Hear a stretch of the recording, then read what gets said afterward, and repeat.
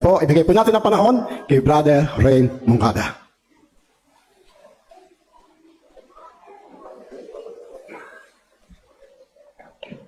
Happy Sabbath po mga kapatid. Alam niyo po mga minamahal na kapatid, tayo po sa pagkakataong ito ay napakapalad. Sapagkat kung mapapansin po ninyo, sa mga araw at oras na ito, yun pong ating mga kakilala, kaibigan, kapitbahay, o baka yung iba ay mahal pa natin sa buhay. Sa mga pagkakataong ito, sila ay nasa kanilang kalayawan o kaabalahan. Pero tayo, sa pagkaunawa ng katotohanan, naunawaan natin na ang araw na ito ay espesyal, araw na banal at dapat nating ipaglingkod sa ating Panginoon. Ako nga po pala si Brother Ray Moncada Verano. Ako po ay dating member ng relihiyong Pentecostal Missionary Church of Christ in the Fourth Watch. O kilala po sila sa tawag na mga Fourth Watcher. Kung kayo po ay na-experience ninyo na mamalengke, tapos habang kayo ay namamalengke ay nakarinig kayo ng nangangaral doon mismo sa palengke. Tapos yung kasama ng nangangaral, mayroong bit-bit na offering bag. Tapos lalapit sa inyo, inaabangan yung sukli pagka namili kayo. O kaya naman, pumunta po kayo pa Manila. Tapos sumakay kayo ng bus. Pagsakay nyo ng bus, biglang may tumayo sa gitna. Tapos nangaral. Then after niyang mangaral, nag-abot ng mga envelope. Inaalok kayong magkaloob sa gawain ng Panginoon. Yan. Doon po ako naging kabahagi. Ako po ay naging member ng Pentecostal Fourth Watch sa loob ng mahigit 4 na taon. At sa panghuling taon ko po sa Fourth Watch, ako po ay nag-aaral na sa pagkapastor. Ako po doon ay first year theologian. Pero baka nagtataka kayo, bakit ang isang nagpapastor sa Pentecostal, ngayon ay nasa loob ng Seventh-day Adventist at nangangaral pa sa inyo. Yan po ay awa at habag ng Panginoon. Pero hindi po ako ipinanganak sa family ng Fourth Watch. Ako po ay binyagan sa Katoliko. Ang aking mga magulang, binyagan din sa Katoliko. Pero nung ako po ay mag-high school, yun pong aking mother na-convert sa born-again Christian. Ang pangalan ng church nila is Jesus is Lord Church. Yan po ay pinangungunahan ni Brother Eddie Villanueva. Ayan. Yan po ang aking kinamulatang relihiyon o sekta. Pero nung ako po ay mag-high school, meron po akong naging classmate na Iglesia ni Cristo. Syempre kami mga born again, wala kaming pakialam sa sa relihiyon. Kahit anong relihiyon mo yan. Basta may Jesus. Oh. Basta Jesus, Jesus. Pag in-invite kami, basta masabi mo sa amin, uy, sama ka dito, may Jesus, may Jesus. Yan. Wala kaming pakialam kahit anong sekta mo. Basta pagkakatipon na may kinalaman sa salita ng Diyos, game na game kami dyan. Sa madaling salita, nung in-invite ako ng classmate ko na INC, ay umatin ako sa kanilang pamamahayag. Siguro kung tawagin sa atin ay crusade. Then pag-ating ko doon, mga ako sa kanilang kapilya, ang laki, ang ganda. Tapos may nakasabi pang, ang tawag nga sa ganyan, chandelier. Sa sobrang laki, pag nabagsakan ka, sigurado kumatos ka sa ospital. Napakaganda. Tapos yung ministro, pagka nagtuturo, tanong at sagot lang. Magtatanong yung ministro, tapos yung sagot, babasahin niya sa Biblia. Magtatanong, tapos yung sagot, babasahin sa Biblia. Kaya akala ko noong una, tama lahat ng ipinapangaral ng mga ministro sa loob ng Iglesia ni Cristo. Sa ibang salita, ako po ay na-convert sa INC. Nabaptize ako sa Iglesia ni Cristo noong 2007. Yung mga aral na sinampalatayanan ko dyan is, iisa lang ang Diyos, ang Ama lang. Di ba, Elder? Yan ang aral nila eh. Si Jesus, tao sa likas na kalagayan. Ang Iglesia ni Cristo ang ililigtas sa araw ng paghukom. At si Felix Manalo, ang huling sugo ng Diyos sa mga huling araw. Na kung saan kahit sino ka pa, pag hindi ka umanid na pabilang doon sa iglesia na ipinangaral ni Felix Manalo, hindi ka pwedeng maligtas. Sorry na lang my friend, impyerno ka. Oh. Yan yung aral na aking sinampalatayanan during my Iglesia ni Cristo days. Hanggang nung isang araw, ako po ay nagpasya na ring umalis sa Iglesia ni Cristo. Bakit po? Kasi kaming mga born-again Christian, hindi nawala sa amin yung attitude ng pagiging Bible reader. Alam niyo, makikita niyo sa mga born-again Christian, may mga dala lagi yan na Bible. Kaya pag sumasamba ako sa iglesia, yung dala ko Bible. Yung kasama kong iglesia, ang dala Yossi. Magtatanong pa sa akin, Brad, ano nga yung iglesia ni Cristo, saan nga mababasa yun? Ako na mabubuklat ng talata, sa Roma 16:16. Ayan. Sa pagbabasa ko ng Bible, doon ko naunawaan na ang pagsamba pala ay ipinatutungkol lang sa tunay na Diyos. Kaya nagtataka ako nung time na INC pa ako. Sabi ko, bakit dalawa sinasamba namin? Pamilyar ba kayo doon? Dalawa po sinasamba naming mga iglesia ni Cristo. Ang una, ang Diyos Ama. Ikalawa, si Kristo na tao sa likas na kalagayan. Kaya kami sumasamba sa Diyos sumasamba rin kami sa tao. Dalawa yung aming sinasamba. Ang galing namin makipagdebate niyan. Makikipagdiskusyon pa kami niyan. Si Kristo, tao, hindi tunay na Diyos. Pero pagpasok namin sa kapilya, sige naman ang samba namin sa Kanya. Kaya kami, sumasamba sa Diyos, sumasamba sa tao. Kaya kung ikaw gusto mong sumamba sa tao, welcome sa malalaking bahay-sambahan ng mga iglesia ni Kristo. Pero kung gusto mong manatili sa pagsamba sa tunay na Diyos, manatili ka na dyan, kapatid. Kahit simple lang yung ating bahay-sambahan, ang mahalaga, tunay na Diyos ang sinasamba mo. Kaya nga yung mga INC, kapag nakikipag-usap sa akin, sinasabi nila, Brad, magbalik loob ka na. Sabi sa akin, maaga pa naman, sayang, may potential ka. Sabi sa akin, napapanood kita sa sa page mo, may potential ka, magbalik loob ka na sa Iglesia ni Cristo. Sabi ko sa kanila, okay na ako dito. Kahit simple lang yung mga bahay-sambahan. Di ba nga nilalait tayo? Sabi nga narinig nyo na yung kasabihan na pag ang simbahan hindi tapos sa Sabadista yan? Narinig nyo na yung ganong kasabihan? Pag ang simbahan, may mga bakal-bakal na nakausli, sa Sabadista yan. Pero sabi ko sa kanila, kahit simple lang at maliit ang bahay-sambahan ng mga Seventh-day Adventist, masaya ako dito. Kasi tunay na Diyos ang sinasamba namin. Kaya sabi ko, kahit gaano kalaki ang arena ninyo, kahit gaano kalaki yung templo sentral ninyo, sa inyo na yan. Ang laki nga niyan, pagpasok naman natin, tao naman sasambay natin. Kaya po ako ay umalis sa Iglesia ni Cristo. At ang ginawa ko ay nagsuri ako sa iba't ibang pangkati ng pananampalataya. Siyempre hindi ako nawala ng pag-asa, gusto ko pa rin maglingkod sa Panginoon. Diyan ko po na-encounter yung Pentecostal Fourth Watch. At diyan, madali lang po akong napaanib kasi malaki yung similarity niya sa doktrina ng Iglesia ni Cristo. Halimbawa, sa INC, naniniwala sila na sila lang ang tunay na iglesia at maliligtas sa araw ng paghukom. Sa Pentecostal Fourth Watch naman, naniniwala na ang tunay daw na iglesia dapat may buhay na apostol.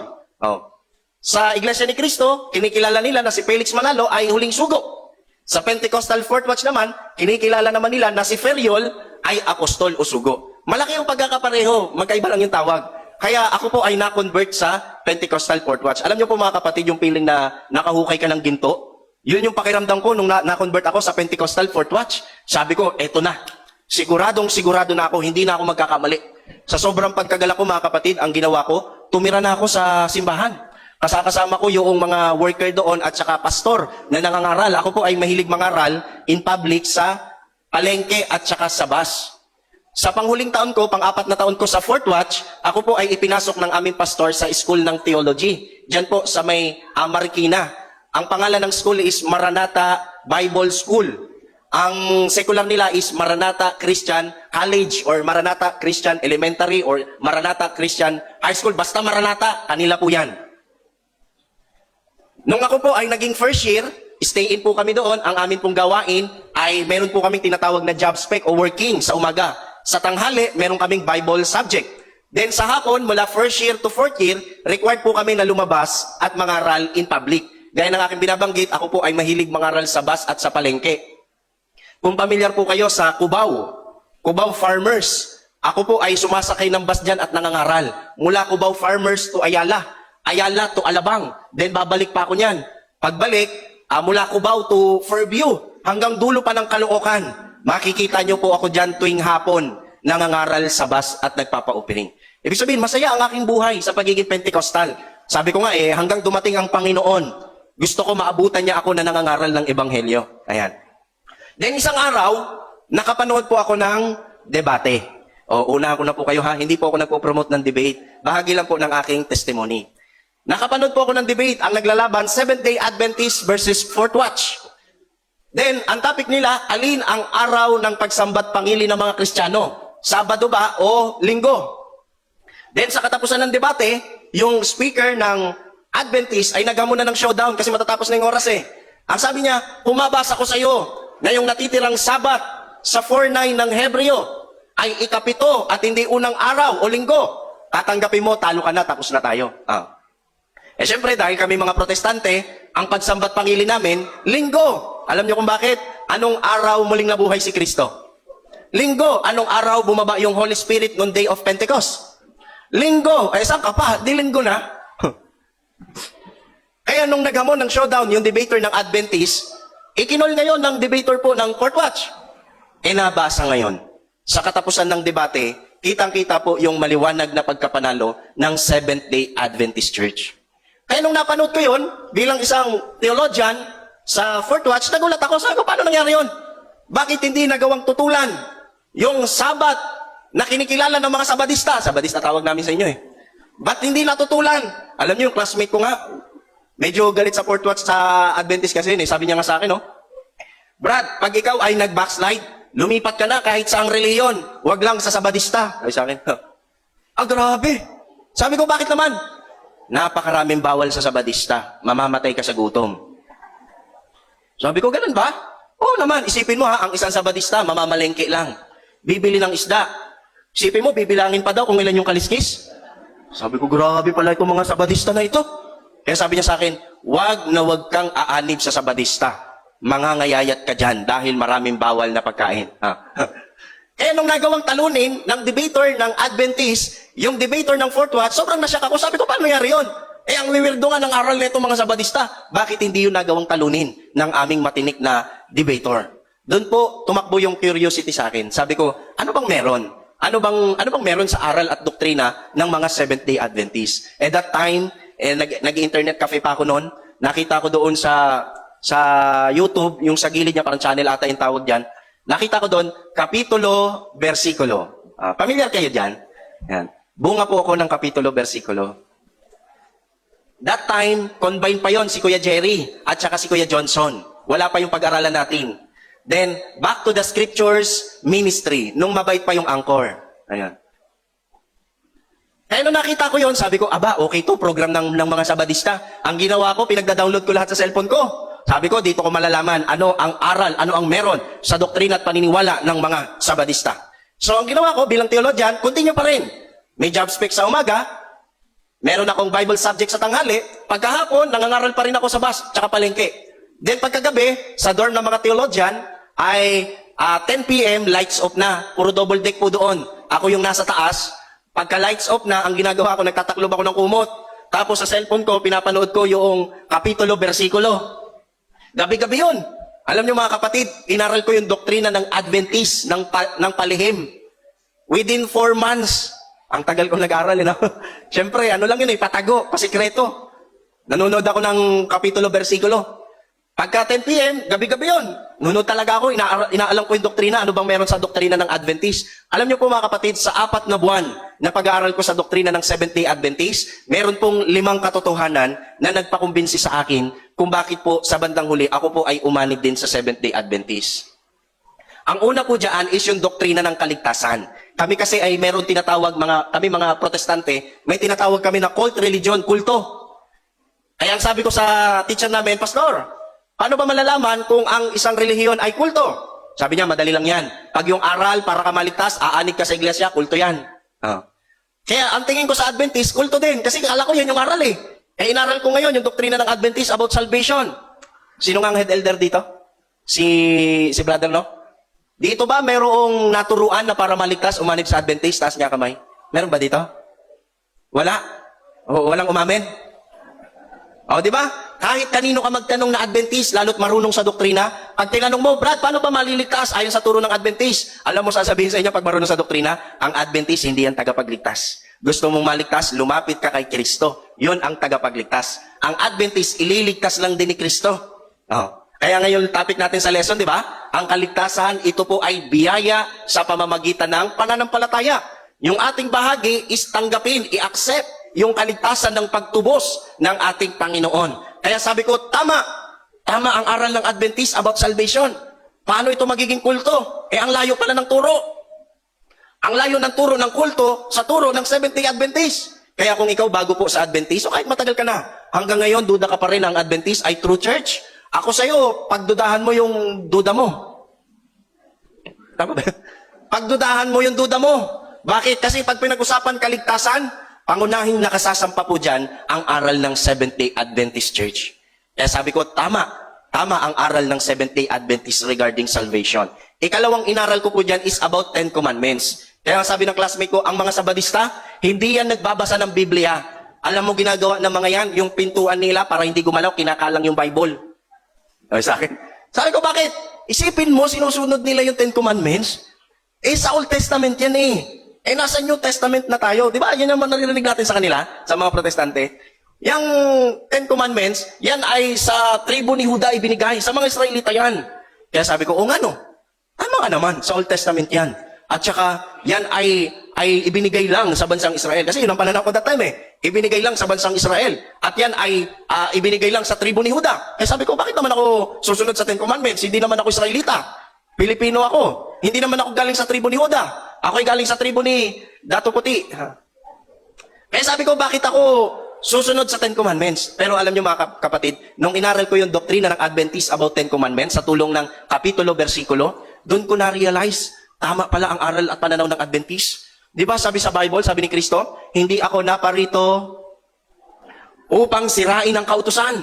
Ako'y naparito, hindi upang sirain, kundi upang ganapin at ipaliwanag. Eh ang sabi ni Kristo, matuwid na gumawa ng mabuti sa araw ng Sabat. Alam niyo po, to be honest, hindi niyo na po yan maririnig sa mga pastor ngayon. Pakinggan niyo yung iba't ibang sekta. Wala kayo, yung lumabas sa bibig ni Kristo, hindi niyo na po yan maririnig sa kanila. Pero proud silang sila ay kay Kristo. Kami ay iglesia ni Kristo. Kami ay mga saksi ni Jehovah. Kami ay mga Pentecostal. Kami mga born again. Pero yung mga yan, lahat ng yan, yung turo na lumabas sa bibig ni Kristo, hindi niyo po yan maririnig sa kanila. Saan niyo po yan maririnig? Sa loob ng Seventh-day Adventist Church. Kaya sabi ko, tama. Pareho yung turo ni Kristo sa aral na itinataguyod ng mga Adventist. Kaya sabi ko, tama aral nila about Ten Commandments. Kami palang mga protestante ang nagkakamali. Kaya ang ginawa ko, itinuloy ko yung pag-aaral. Ikatlong inaral ko is about Sabbath. At dahil doon sa school ng theology, mayroon kaming aklatan doon na mga history, church history at saka world history. Alam nyo, nabasa ko doon na yung Sabbath pala, during ni Constantine, ipinatupad niya yung tinatawag na civil law, kapahingahan kapag araw ng linggo. At may kaakibat na parusa o ituturing kang rebelde sa bansa kapag sinuway mo yung utos na yan. Ibig sabihin, doon ko na-realize, hindi pala kami pareho sa Bible. Pagdating sa history, ang layo pala namin. Sabi ko, nung Pentecostal ako, yung kapareho pala ng turo ng unang mga apostol, ng unang mga alagad ni Kristo, yung turo ng mga Adventist, na bago lang pala. At yung pagbabago, pwersahan pa. Kaya sabi ko, mali pala kami. Hindi pala Sunday ang dapat ipangilin, sapagkat yan po ay galing sa pananaw ni Constantine na sumasamba sa araw. Kaya Sunday worshiper. Kaya sabi ko, hindi pala kami worshiper ni Kristo, sapagkat hindi kami Sabbath keeper. Kami pala ay sumasamba sa araw. Based doon sa history. Deny to death pa ako pero ando doon sa history, nabasa ko Sabi ko, tama pala aral ng Adventist. Kahit maraming kumukutya, kahit maraming nanglalait, isipin nyo, tayo lang halos ang sumasambat ng ingili ng Sabado. The rest niyan, puro linggo. Pagdating sa doktrina, nagkakaiba-iba. Pero pagka-araw ng Panginoon at pagsamba, magkakakampihan silang lahat. Pinagtutulungan tayo. Kaya sabi ko, tama pala. Hindi pala paramihan ang katotohanan, kundi kung sino ang nakalapat sa turo ni Jesus at ng mga apostol. Kaya sabi ko, tama. Walang ibang konklusyon, kundi tama. Tamang-tama ang aral ng Adventist about Sabbath.